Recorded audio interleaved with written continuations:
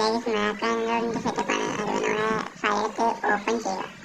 Open ചെയ്ത് mark Android എന്ന് പറഞ്ഞ് ഇത് സെലക്ട് ചെയ്ത് ഓക്കെ വെക്കുക. എന്നിട്ട് പാസ്വേഡ് അടിക്കുക. പാസ്വേഡ് വെച്ച് ഓക്കെ വെക്കുക. അപ്പം എന്നിട്ട് നമ്മുടെ മാർക്ക് ആൻഡ്രോയിഡ് ആപ്പിൽ മേലെ കിടക്കുന്ന എനേബിൾ ആണോ നോക്കണം. എനേബിൾ അല്ലെങ്കിൽ ഓൺ ആക്കി കൊടുക്കുക. എന്നിട്ട് നമ്മൾ ആക്കുക. എന്നിട്ട് മേലെ നമ്മൾ സ്ക്രീൻ താക്കുമ്പോൾ നമ്മളെ മാർക്ക് ആൻഡ്രോയിഡ് കാണും. അങ്ങനെയാണെങ്കിൽ വർക്കാവും.